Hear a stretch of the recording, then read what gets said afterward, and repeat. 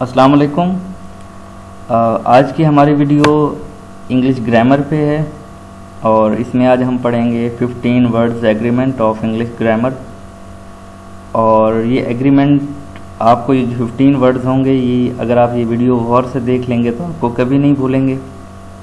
इसके साथ साथ वो जो स्टूडेंट्स जो CSS या PMS की तैयारी कर रहे हैं या कुछ लोगों ने अप्लाई कर दिया है, उन्होंने अपेयर होना है, तो इसका जो आने के चांसेस होते हैं वो 70% होते हैं CSS में।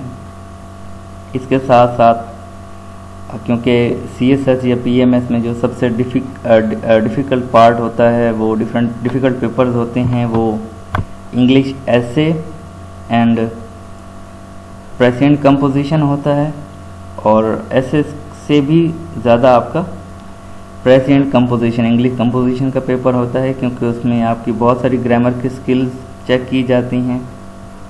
उसमें आपका सारा राइटिंग स्टाइल देखा जाता है, आपकी माइंड की कैपेसिटी देखी जाती है कि आप इतने कम वक्त में किस तरीके से चीज़ों को सही जज करते हैं और उन्हें सही तरीके से राइट डाउन करते हैं।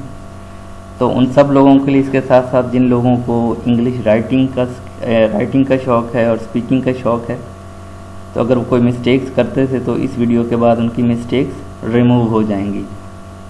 तो आपने ये वीडियो एंड तक देखनी है।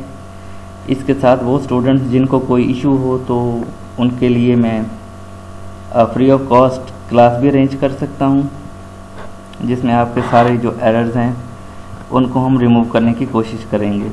ठीक है, तो अब हम वीडियो की जानिब चलते हैं। ये 15 वर्ड्स हैं, इनको आपने याद रखना है और इनका मैं यूजेज भी बताऊंगा। पहले मैं आपको बोल के बता दूं कि ये क्या क्या हैं। जिस तरह एवरी के आगे एवरीवन, एवरीथिंग, एवरीबॉडी, ओके। फिर उसके बाद समवन, समथिंग एंड समबॉडी। फिर no one, nothing and nobody.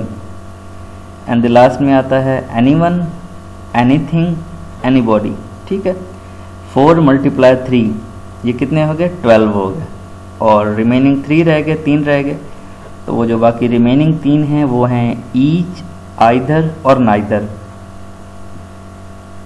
तो अब इन सबको हम प्लस करेंगे तो ये टोटल 15 वर्ड्स एग्रीमेंट बनता है। इनका यूज़ कैसे है? सबसे पहले तो मैं आपको बता दूं कि जब भी एवरीवन के आगे जो आपने वर्ब लगाना है वो सिंगल लगाना है, प्लूरल नहीं लगाना, सिंगल लगाना है आपने। ठीक है, समवन के आगे भी सिंगल, समथिंग के भी, समबॉडी के भी, no one, nothing, nobody, anyone, anything, anybody, इन सब के साथ सिंगल वर्ब आएगा। ओके, इसी तरीके से ईच, आइदर और नाइदर, इनके साथ भी सिंगल वर्ब आएगा। तो अब मैं आपको कुछ मैंने यहाँ एग्जाम्पल्स लिखी हैं जिनसे आपकी अंडरस्टैंडिंग अच्छी होगी। अब देखें, पहला है neither of you is are happy. तो यहाँ हम इज़ लगाएंगे या आर लगाएंगे? जो हमारा एग्रीमेंट था उसमें देखें नाइदर आ रहा है, ये देखें नाइदर ये नीचे आया हुआ। तो जब मैंने बताया कि नाइदर ऑफ यू, ये जितने 15 वर्ड्स होंगे इनके बाद जो भी वर्ब आएगा तो वो सिंगुलर होगा। तो यहाँ हम लगाएंगे इज़। ओके, इसी तरीके से each of the boys is are happy. अब हम देखे हैं ईच जो है हमारे एग्रीमेंट में है, ये देखें जी, ईच हमारे एग्रीमेंट में है, तो यहाँ भी वर्ब सिंगल आएगा। Each of the boys is absent. ठीक है, इसी तरीके से everyone in the class is are happy. तो पहले तो हम देखें कि एवरीवन हमारे इस एग्रीमेंट में है या नहीं। तो हमारा जो पहला वर्ड था वो एवरीवन ही था, एवरी, और जब हम वन को मिलाएंगे तो एवरीवन हो जाएगा। तो यहाँ भी जो हमारा वर्ब आएगा वो इज़ आएगा। ठीक है, इसी तरीके से हम आगे चलते हैं। No one is are similar to me.